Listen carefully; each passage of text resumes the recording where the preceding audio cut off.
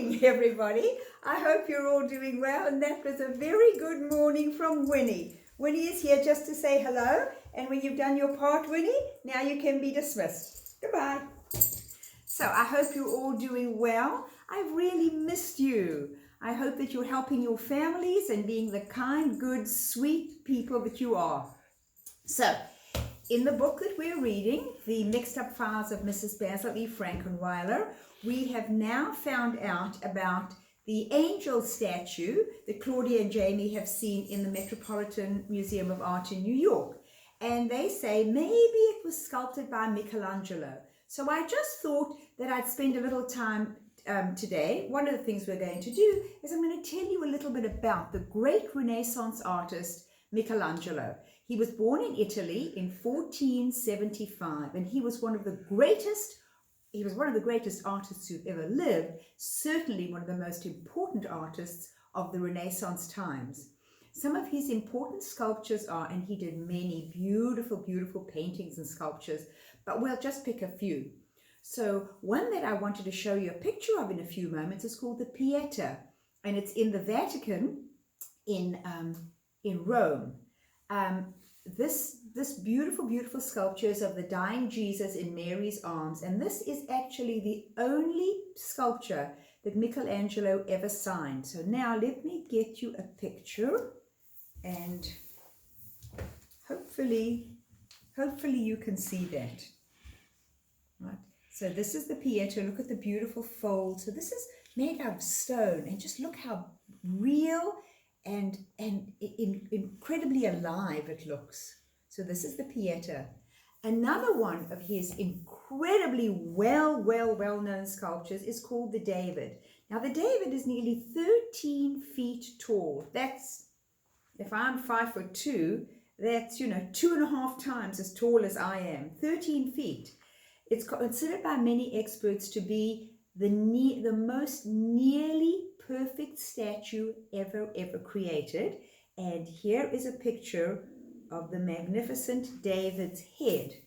And this picture is in Florence in Italy. Excuse me, not this picture. The sculpture is in Florence in Italy. So he was an amazing artist. Another thing that he did was he painted the Sistine Chapel also in the Vatican. And that chapel is the ceiling. He painted the ceiling. So he's going to be painting like this. Some people say he was lying down. Other people say he stood up and painted like this. Now the ceiling is very high.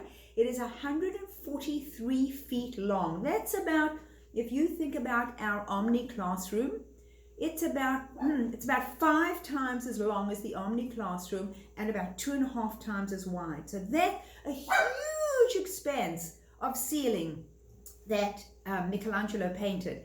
And here is a picture of his most famous hands. As he's creating, it's God, picture of God creating Adam. This is God's hand and Adam's hand. Just amazing, isn't it? So I just wanted you to have a little bit of a background, just know a little something about Michelangelo. All right, now let's get to the book. So in this book, I think I mentioned it before, there's some really difficult vocabulary in this book. You must please stop and look up the words, ask a parent, look it up on the computer, find out what the words mean. Please don't just keep reading and think, I'll figure it out. No. You're going to miss so much. Which brings me to 2 other things. Good readers are constantly thinking as they're reading. Reading is thinking. Reading is not just sounding out a word, cat. No. Reading is thinking about the words. So one of the ways in which I want you to constantly think is to predict what is going to happen next. Good readers use these particular strategies that I'm going to tell you about every week now. But the first one that we're talking about is prediction. Good readers do this. As they're reading, they're thinking, gee, I wonder who's going to come out. I wonder if this person's going to be found. I wonder how this chapter is going to end. You're constantly thinking. You're not just reading words to finish the chapter. So that's one thing that I want you to do. Remember, prediction. When I send you your homework, I'll send a little note about this as well. Another thing I want you to do that I want to talk about today is visualizing. Good readers use this very, very important comprehension strategy. They make pictures in their minds as they read. A good author will help you make really, really perfect pictures in your mind. You should be able to see the scene.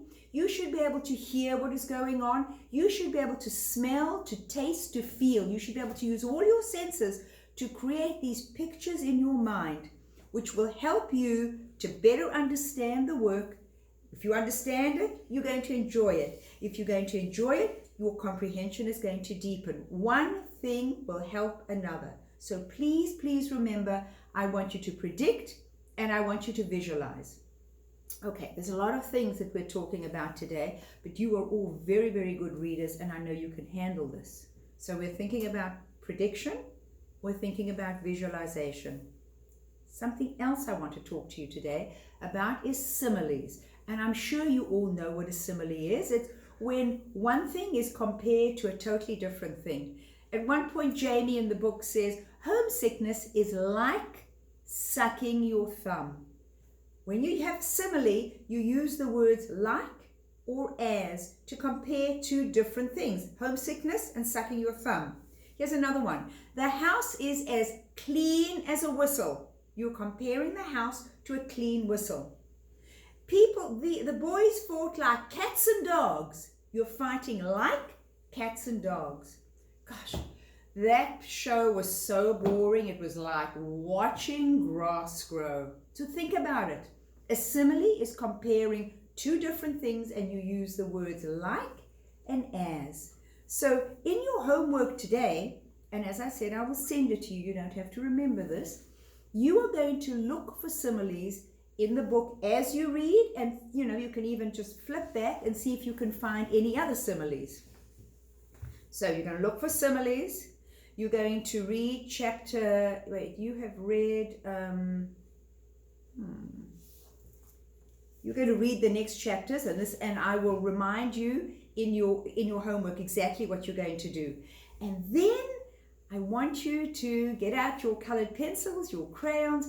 I want you to make a missing children's poster for Claudia and Jamie. So imagine their parents are now frantic. They've been away for a while and they're putting these posters up around town looking for these children. Now the author hasn't specifically told you their height or their weight or the color of their hair, but by his other descriptions, I want you to try and describe Jamie and Claudia so that you can make posters of them, and then together with your other homework you can scan them back to me.